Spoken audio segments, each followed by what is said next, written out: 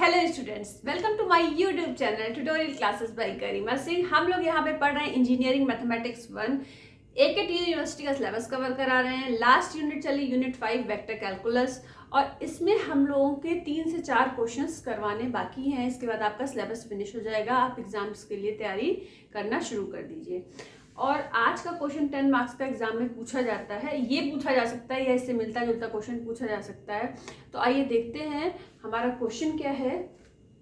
A fluid motion is given by this, is motion irrotational. Motion irrotational कब होता है? जब कर्ल V या कर्ल F, अगर यहाँ V इज इक्वल टू दिया तो कर्ल V निकाल देंगे, F दिया होता तो कर्ल F निकालते हैं। अगर उसकी वैल्यू 0 आ जाती है इसका मतलब मोशन इरोटेशनल है। और अगर मोशन इरोटेशनल है तो हमें फाइंड करना है वेलोसिटी पोटेंशियल। तो सबसे पहले मोशन इरोटेशनल फाइंड करने के लिए हम कर्ल V निकालेंगे। तो आई जे के लिख दिया, del by del X, del by del Y, del by del Z. ठीक है, तो आई के नीचे ये वाला पार्ट, इसके नीचे ये और इसके नीचे ये। ठीक है, अब हमें सॉल्व करना है डिटर्मिनेंट। तो आई वाई के रिस्पेक्ट में इसको करेंगे तो क्या मिलेगा हमें? X cos z plus 2y minus Z के रिस्पेक्ट में इसको करेंगे x cos z plus, sorry plus नहीं आएगा, माइनस 2y। ठीक है,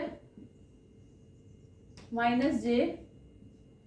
अब देखिए x के रिस्पेक्ट में इसको करना है हमें, तो y cos z आ जाएगा माइनस ये और ये हटा।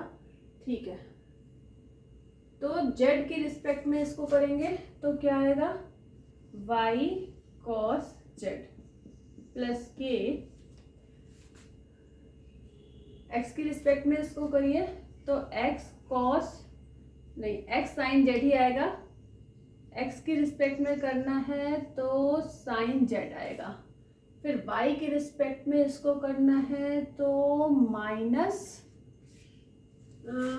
x के रिस्पेक्ट में करा था तो sin z आया था। उसके बाद y के रिस्पेक्ट में इसको हम करेंगे तो आ जाएगा माइनस sin z। अब आप देख लो कि ये दोनों टर्म इन दोनों टर्म से कट रहे हैं, ये वाला टर्म इससे कट रहा है, ये वाला टर्म इससे कट रहा है, तो हमें मिला क्या? 0। इट मीन्स कि मोशन इज इरोटेशनल। ठीक है, तो ये निकल आया। अब हमें निकालना है, क्या फाइंड करना है? अब हमें फाइंड करना है कि वेलोसिटी पोटेंशियल। तो वेलोसिटी पोटेंशियल फाइंड करने के लिए सबसे पहले हम क्या करेंगे, उससे पहले आप इसको फटाफट नोट कर लीजिए या सॉल्व करके देखिए आपका भी ये 0 आ रहा है कि नहीं। अब देखिए, if v is equal to gradient phi, where phi is velocity potential. अगर हमें वेलोसिटी पोटेंशियल निकालना है तो मतलब हमें फाई निकालना है। कैसे निकालेंगे? तो v is equal to gradient phi, gradient का साइन ये होता है। ठीक है, अब हमने क्या किया, दोनों साइड इसमें dr से मल्टीप्लाई कर दिया। ठीक है, हमें पता है r इज इक्वल टू होता है xi प्लस वाई जे प्लस जेड के, तो dr क्या हो जाएगा? dxi, ठीक है, dy जे dy dz के। तो यहाँ पे हम वैल्यू पुट करते हैं। सबसे पहले डेल फाई की वैल्यू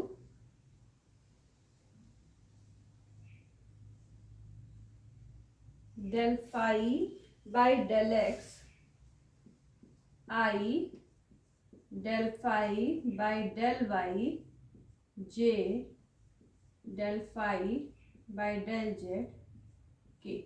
ये तो हो गई डेल फाई की value. D r d x i d y j d y k. अब जब इनका डॉट प्रोडक्ट निकालेंगे तो हमको क्या मिलेगा? ध्यान से देखिए, तो हमको मिलेगा del phi by del x into d x, del phi by del y d y, del phi by del z, sorry यहाँ पे डी जेड होगा, डी जेड। ठीक है, और इस पूरे को हम कहते हैं डी फाई। ठीक है, तो अब हमको ये पता चल गया कि d phi is equal to क्या है, वी डी आर। देखो डी फाई, इसको जो हमने सॉल्व करा डी फाई निकला, तो d phi is equal to v dot d r हो गया। अब देखिए, अब हम v की जो वैल्यू है उसको लिखेंगे, y sine z minus sine x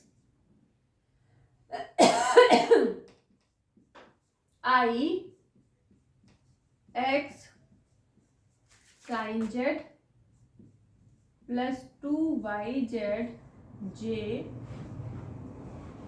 x y cos z.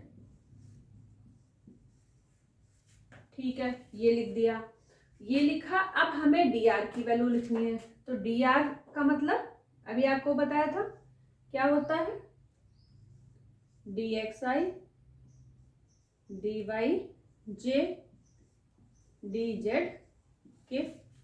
ठीक है, तो अब हमें क्या करना है, आई डॉट आई प्रोडक्ट 1 हो जाएगा। तो अब आप देखिए, y sine z minus sine x, इसका इसके साथ डॉट प्रोडक्ट हुआ तो बाहर क्या आ गया, यहाँ पे डी एक्स, फिर x sine z plus 2yz d y plus x y cos z plus y square d z. ठीक है, क्लियर हो गया। अब हम कुछ टर्म्स को इस तरीके से लिखें कि 2-3 टर्म को इस तरीके से साथ में लिखें कि अगर उन 2-3 टर्म को अगर हम डिफ्रेंशिएट करते हैं तो हमको ये मिलता है। अभी देखिए, हम लिखेंगे तो आपको समझ आ जाएगा।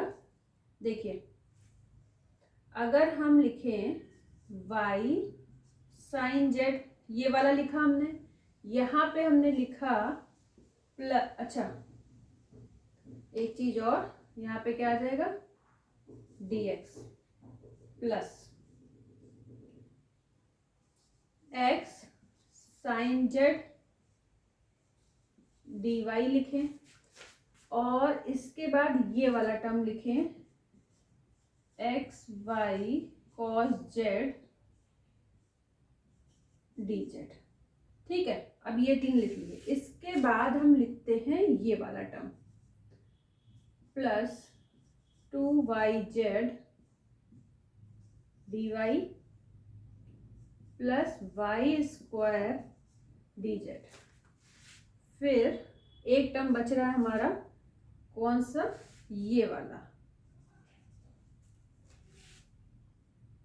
Minus sine x D x. ठीक है, तो ये हो गया हमारा। अब इसको हम किस तरीके से लिखें कि डिफरेंशिएट करने के बाद हमको, हम ऐसा क्या टर्म लिख दें डी के साथ कि डिफरेंशिएट करने पे हमको ये 3 टर्म मिले। तो ऐसा क्या लिखें, 1 मिनट के लिए आप भी सोचिए। देखिए, यहाँ पे आप डी लिखिए और यहाँ लिखिए एक्स वाई साइन जेड। ठीक है, तो अब अगर आप इसको डिफरेंशिएट करते हो इस टर्म को एक्स वाई और जेड की रिस्पेक्ट में, तो क्या आएगा, जब एक्स की रिस्पेक्ट में करोगे तो आएगा y sine z d x. जब आप इसको वाई की रिस्पेक्ट में करोगे तो मिलेगा x sine z d y. जब इसको जेड की रिस्पेक्ट में करोगे तो मिलेगा x y cos z d z. तो यहां तक आपको मिल गया, ये वाला पूरा मिल गया इससे। फिर आपने लिखा डी वाई स्क्वायर जेड।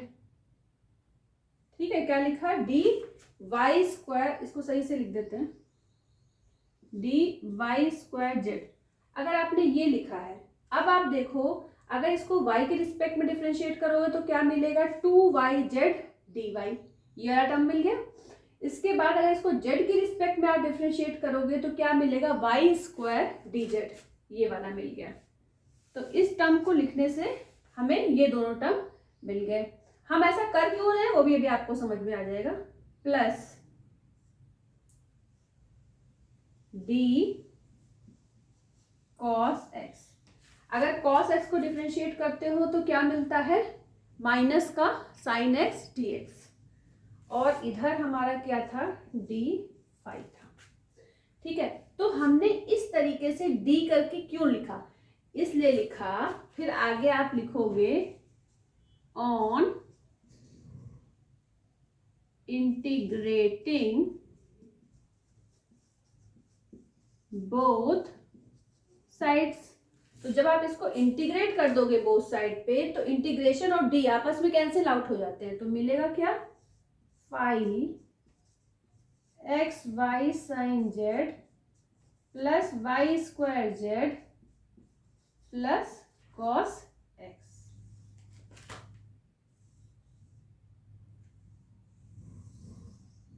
ठीक है, ये आपको क्या मिल जाएगा, ये मिल गया आपको आंसर। ठीक है, तो इसलिए हम लोगों ने इस तीन टर्म को एक साथ इस तरीके से लिखा। डी करके क्यों लिखा, कि जब हम इंटीग्रेट करेंगे तो इंटीग्रेशन का साइन इससे कैंसिल आउट हो जाएगा, और इस तरीके से हमारा बहुत ही आसान तरीके से इसका आंसर आ जाएगा। ठीक है, तो ये क्वेश्चन आता है 10 मार्क्स में। तो जरूरी नहीं कि सेम ही क्वेश्चन आ जाए, मिलता जुलता क्वेश्चन आ सकता है, तो आप इसको करने की कोशिश करिएगा और इससे मिलते जुलते और भी क्वेश्चंस की प्रैक्टिस करिएगा। आज के लिए इतना ही। All the best to all of you. Thank you.